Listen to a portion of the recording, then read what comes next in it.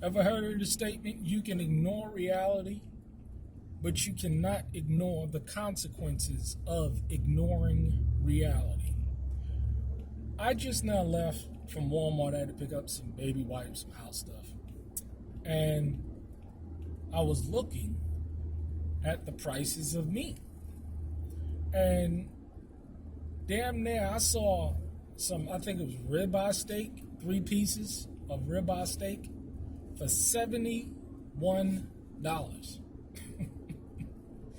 You know, this situation is going to breed opportunities for some or few, and it's going to breed misery for most.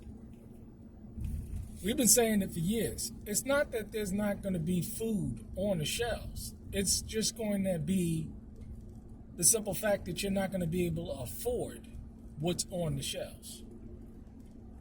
And the packages are going to decrease. Look up 3 terms: hedonics, waiting, and replacement. That's how they fudge the numbers when it comes to inflation, which is the increase in money supply.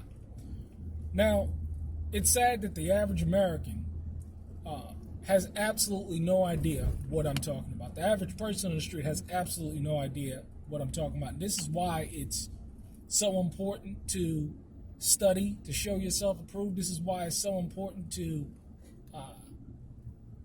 teach yourself and educate yourself and spend time to understand what's going on in this world, because the majority of people, they're like deer in the headlights. I mean, it's the old analogy of the Titanic. You had 3 kinds of people on a Titanic. Those who understood that the Titanic was going down. They knew how to build the lifeboats. They knew how to get to the lifeboats. You had other people that had the deer in the headlights thought process, where they were like, well, you know, what should we do? Where should we go? We get that the fact that the Titanic is going down. Where should we go? Who should we link up with? And then you had a third group of people that said, you know, this boat is unsinkable. It is totally unsinkable. So what we're going to do is we're going to go back to the bar. We're going to play on the fiddle, and we're just going to look at you naysayers and, you know, hey, we're going to ignore what you're saying. We're just going to go about our way. And if you know how to build lifeboats and know how to deploy the lifeboats, what group of people are you going to concern yourself with? And this is what we have going on today. We have a situation as to where the average American does not believe that the ship is sinking, even though you can take a picture of food, your package is shrinking, and those prices are going up.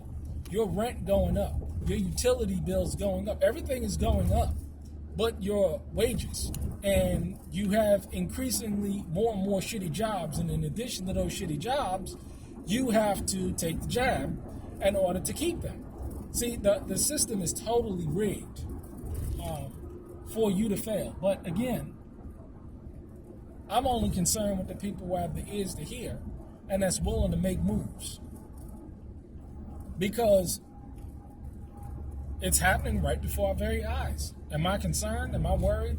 Absolutely not. Not in the least. You know, when you are affected by something and, you know, that spirit come up on you and that fear that's coming up on many of you right now, fear and panic is coming up on a lot of people right now because they're not prepared. They're simply not prepared, and they have not put in the work. And it's a sad deal because children are on the line, families are on the line. And there's nothing more tragic to see a man that claims that he's a man, but in function, he's nothing but a simp beta that's waiting on government handouts to provide for him and his family. It's a damn shame.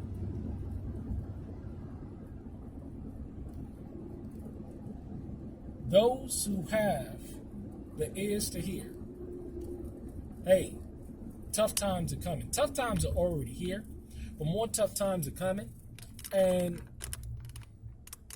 this is why I always say as well, we're going to have a compassionate heart towards those who have the ears to hear, but may not just have the resources.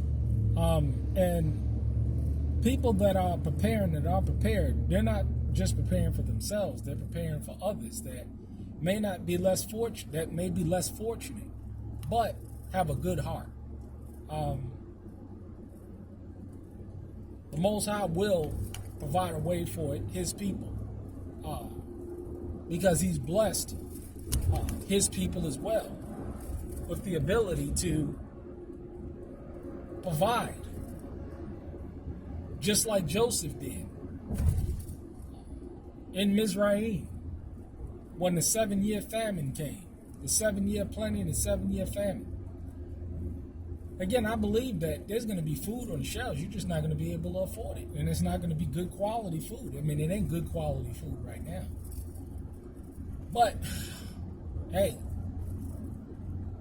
go on to your local grocery store. Check them prices. And check to see if you can continue to afford chicken. A